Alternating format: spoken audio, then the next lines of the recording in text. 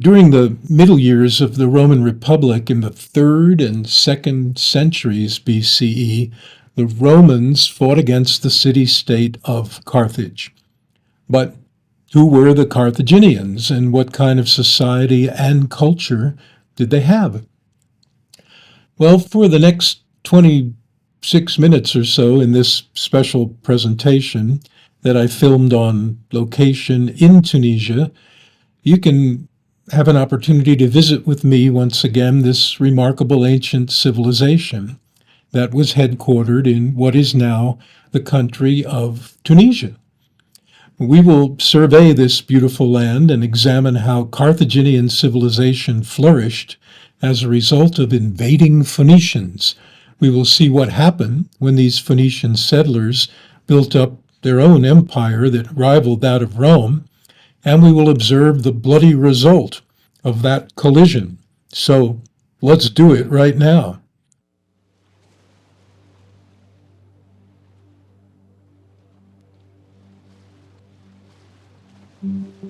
The shores of Carthage lured many great cultures. Some came searching for trade, others to expand empires. In North Africa, overlooking the Mediterranean, Carthage held a strategic location in the ancient world. A Phoenician queen sailed into this harbor and built an empire. Later, the Romans would build their own dazzling city. It was home to Hannibal, the brilliant Carthaginian general, and to Berber chieftains and their followers. What were once great buildings are ruins today, and their meager outlines tell only part of the story of Carthage. But in the last 2 decades, new discoveries have been made, unlocking some of the mysteries of the past. The story that unfolds is one of power, romance, and cruelty. A fascinating picture of what life was like in and around one of the greatest empires in the history of Western civilization.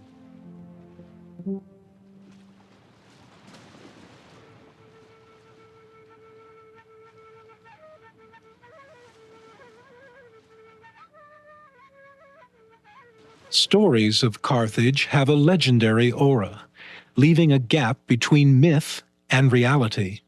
In his account, the French romanticist Gustave Flaubert called Carthage a mirage of antiquity. Flaubert walked the same landscape in the 19th century and formed his own impressions about Carthage. They were a combination of the facts as he was able to gather them at the time and his own romantic impressions about the splendors and the horrors that occurred on this spot. He knew that the Romans had destroyed Carthage in 146 BC, but he didn't know many of the facts that we know today. Recent excavations have given us new insight about Carthage. Some of these findings are Roman floor mosaics. The largest collection is housed here at the Bardo Museum in Tunis, Tunisia's capital. They're like picture postcards of the past, a vivid account of what Carthage was like under Roman rule. To the Romans, Carthage was a great conquest, the prize of what has been called the Punic Wars.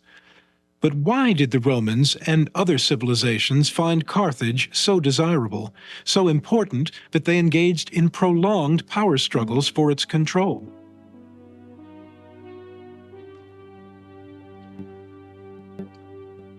The realm controlled by ancient Carthage is today known as Tunisia, North Africa's smallest country. On the shores of the Mediterranean, it is close to the coasts of Sicily and Italy.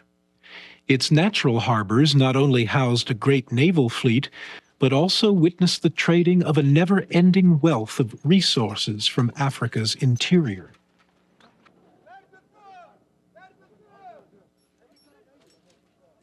Cutting through Tunisia is the Majerda River, nourishing abundant fields of wheat and countless rows of olive trees.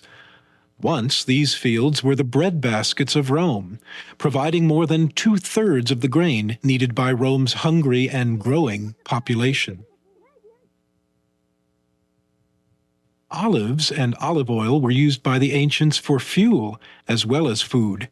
They are still a major staple in Tunisia's trade. Marble quarries are common here. Tunisia was especially known for its yellow-veined marble, known today as giallo antico. The Romans used it for mosaics and cut stone floors like these, found in this former Roman residence at Utica, outside of Carthage. They also used it for wall revetments and statuary. Other products particularly prized by the Romans were the wild animals. Shipped from the interior, these hapless creatures were used in Roman amphitheaters throughout the empire. The natural resources of ancient Tunisia were exploited by both the Phoenicians and the Romans, and made the landowners incredibly wealthy. This varied and fertile landscape was their gold mine. It was also the backdrop for three major cultures that helped shape the history of Carthage: the Berbers, the Phoenicians, and the Romans. This was the stage for their epic struggles for supremacy across North Africa.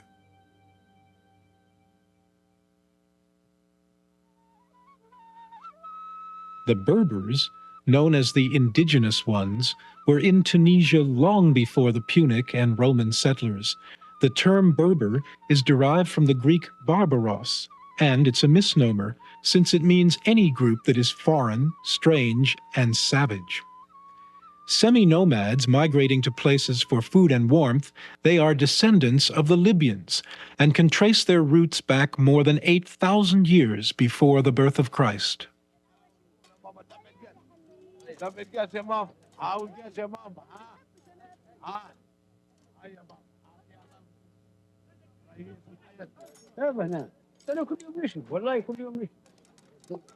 Today, there are few pure Berbers in Tunisia. In fact, they make up only 1% of the country's entire population. Many Berbers are part of mainstream society and speak French and Arabic. Others have a lifestyle that is not much different from what it was in antiquity.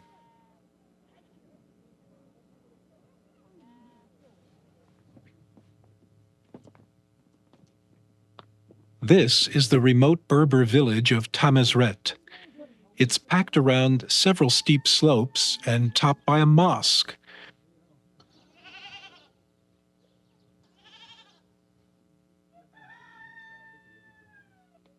From the summit, you can see the whole village.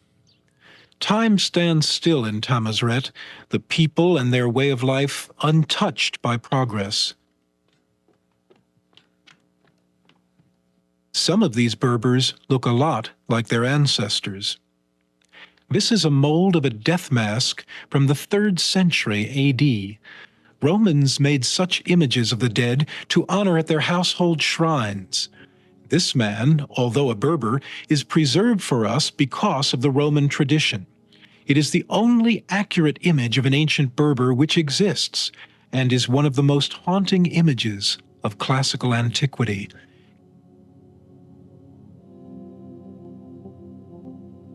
His squat nose and wide nostrils, along with his high cheekbones and broad forehead, are features that can still be found in Berbers today.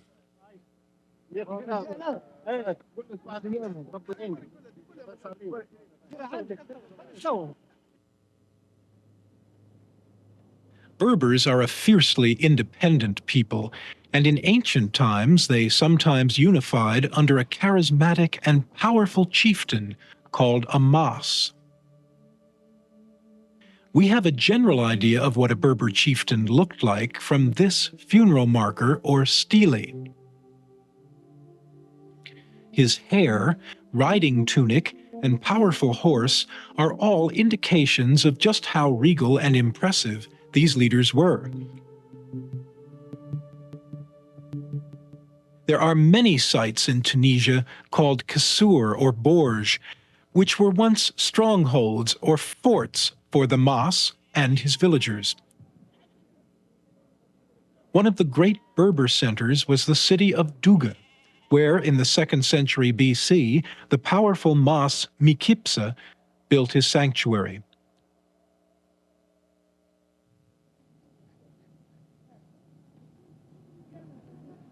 A force to be reckoned with in ancient times, today the Berbers are a small and peaceful group.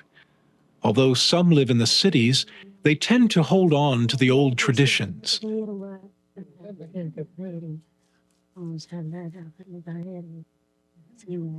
This Berber woman is making pottery, using the simple coiling technique her family has known for generations. This functional, low-fired houseware is made from clay, ash, and a little bit of straw.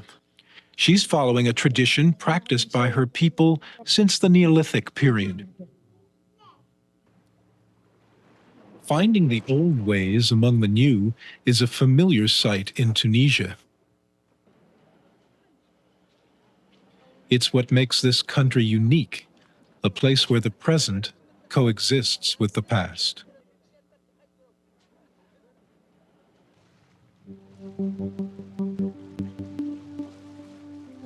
Although the Berbers were the indigenous ones, the Phoenicians took control here in the 8th century BC.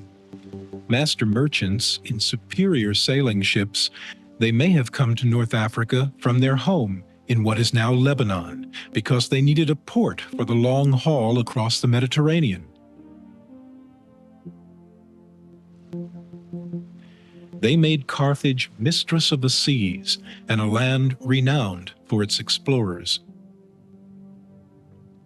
Their bizarre religion would also make it a land renowned for human sacrifice.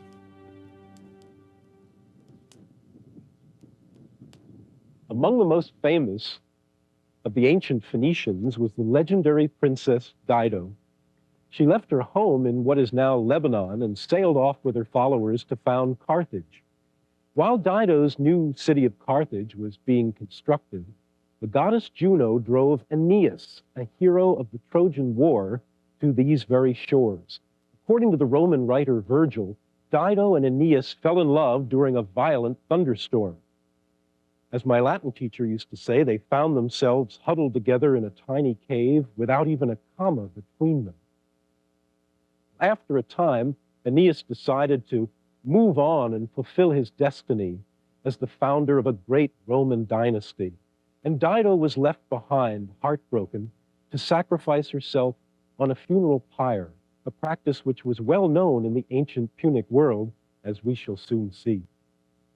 Whether or not Dido existed, or if the stories about her were actually true, we do know by the 6th century BC that Carthage was becoming the largest and richest city in the Western Mediterranean. The prowess of the Phoenician navy was legendary, and we know from the ancient writer Appian that there were 2 ports constructed in the 4th century BC in Carthage. The first of these, a rectangular port, was used for commerce, and the second, which was located behind it, was circular in shape, and it was a military port. To win their battles, it was important to win the favor of the gods. Their patron divinities were Baal Hamun, the lord of the furnace, and Tanit, later to be Romanized into Juno. To these gods, they sacrificed children, sometimes up to 4 years of age, and even as many as 500 at one time. The children were sacrificed by having their throats cut, and they were burned on a funeral pyre. New American excavations show that the charred remains of these victims were placed in ceramic urns. The slaughtered infants were buried here in this cemetery, which is known as the Tophet. No other aspect of Carthaginian life has so horrified the modern mind as this.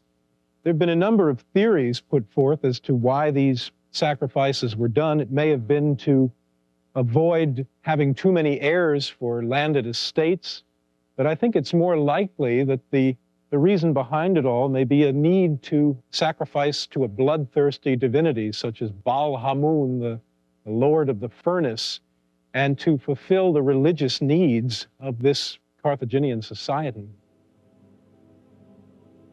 The fertility goddess Tanit was the consort of Baal. Her symbol looked like a stylized image of a worshipper. Symbols of Tanit were placed on objects from grave markers to baby bottles. She was also associated with the crescent moon, an image that still appears on the flag of modern Tunisia. Not every Punic burial was a human sacrifice. There were necropolises, or cities of the dead, with tombs cut in the living rock where the citizens of Carthage or a place like Kirkwan in northeastern Tunisia could be buried.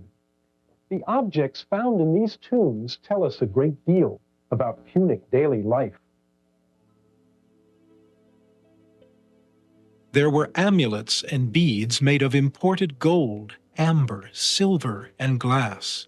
Apotropaics, such as bells and cymbals, were buried with the dead to ward off evil spirits. Hatchets were found, which may have been sacred razors. From the women's tombs came evidence for ancient cosmetics. In life, coloring the face or anointing the body with oils was associated with partying and lovemaking. The Carthaginians used lead in cosmetics, both for their containers and the makeup itself. Ancient rouge has actually been found in oyster shell containers. While the cosmetic industry was booming, the threat of war still remained a constant part of Punic life. The Romans were expanding southward throughout Italy and into the Mediterranean, but the Carthaginian interests were to the north. The result was a collision in the 3rd and 2nd centuries BC called the Punic Wars.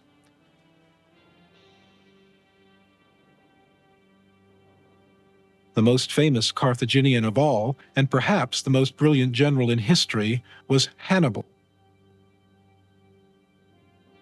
His very name struck terror into the hearts of the Romans. Professor Mohammed Fantar, Tunisia's director of antiquities, has his own theory about the threat Hannibal posed to the Romans. Forced to react to the Roman danger, he crossed the Alps with his men and elephants, not to destroy Rome, but because he wanted to build a bridge between people and cultures. However, his elephants terrorized the Romans, and over the centuries, whenever the Romans faced danger, they would cry out, "Hannibal is at the gate." In the 3rd and final Punic War, the Romans defeated the Carthaginians, but the Romans never forgot this bitter struggle. To many, Carthage was a threat as long as the city existed. In 146, the Romans burned Carthage to the ground. After it was over, hardly a trace was left of the city. The great buildings were gone forever. The Romans even went so far as to plow the ruins over with salt to ensure that they remained barren, and to ensure that Carthage could not rise again.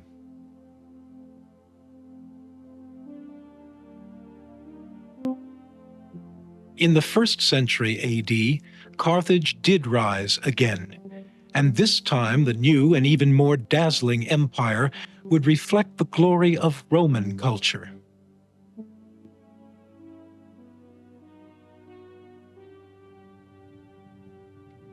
Roman merchants grabbed up the land and supervised the production of olive oil and wheat. Ancient Tunisia became a colossal assembly line, a granary for Rome. It was an age of leisure for the rich. Landowners had slaves to do the work. Slaves were valuable property and sometimes wore collars around their necks, like dogs. This was probably a collar of a runaway slave from the 4th century AD. It was found still fixed around the neck of a skeleton buried at Bulleregia. Its Latin inscription urges passers-by to hold on to this filthy adulteress, who is a fugitive from Bulleregia.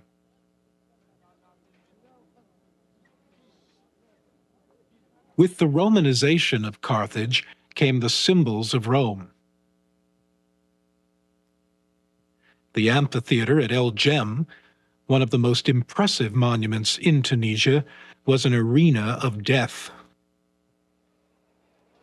Hundreds of wild animals shipped from Africa's interior were pitted against each other, gladiators, or unarmed victims in great games for as many as 30,000 people.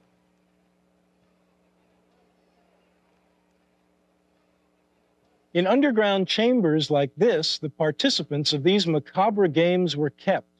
Beasts who were starved and then goaded with hot irons were raised up in their cages and then released into this large sandy area known as the arena.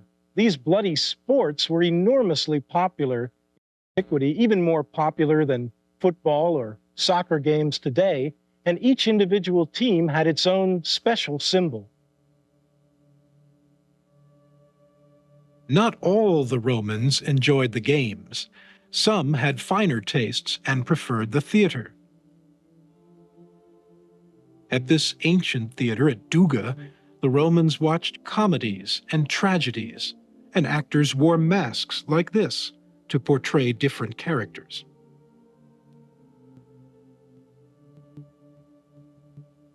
Another symbol of Rome was the baths. On the seafront at Carthage are the ruins of a complex called the Antonine Baths. It looked more like a small town than a simple building.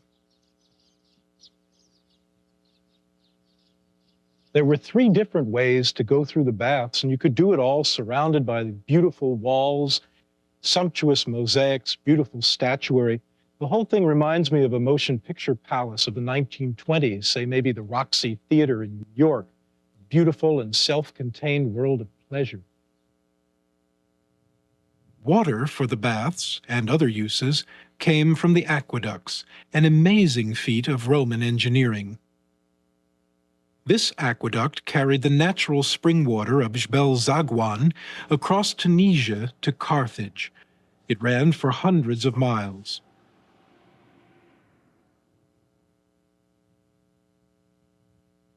Fishing was a favorite pastime of the Romans, as well as a major industry.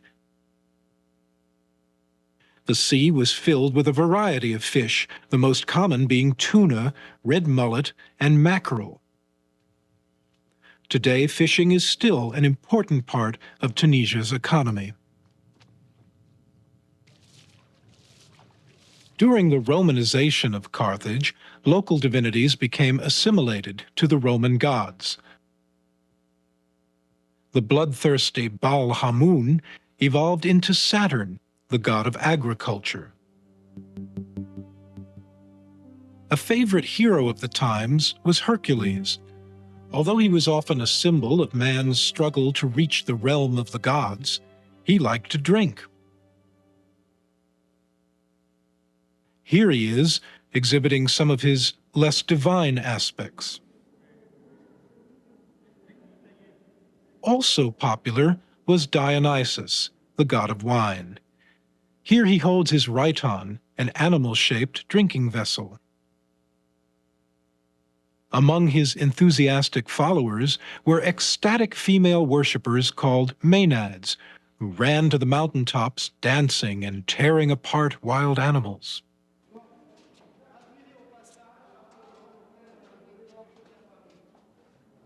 The Bardo, Tunisia's national museum, houses a most impressive collection of art, including the African Roman mosaics. But what we have here is our collection of mosaics. We have the best collection mosaics. It's the first museum in the world for mosaics.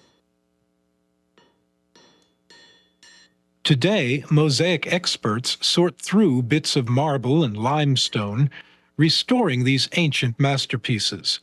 It's a laborious and painstaking process, but the results are a beautiful visual record of an extraordinary civilization.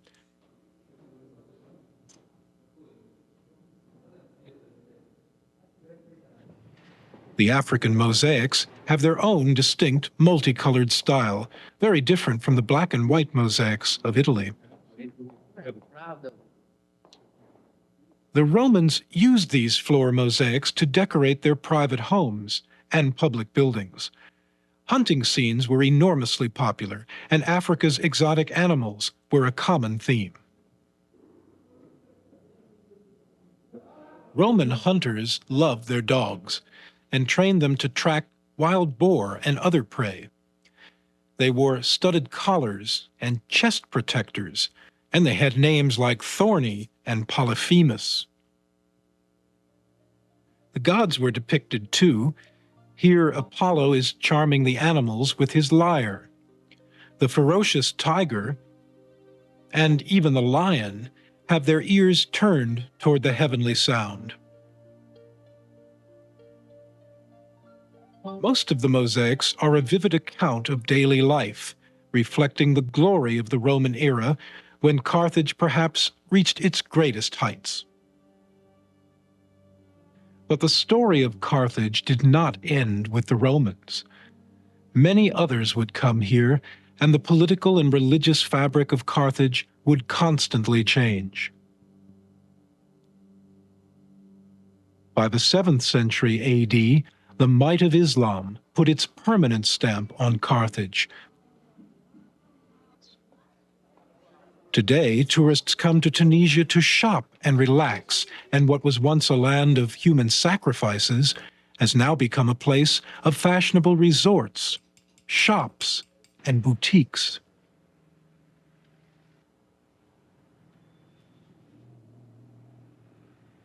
Archaeologists are still busy piecing together the past, learning more about the great legacy left by the ancients, so that for us, Carthage is less of a mystery, and what was once a mirage is now becoming a more complete picture of what life was like in one of the greatest empires in the history of Western civilization.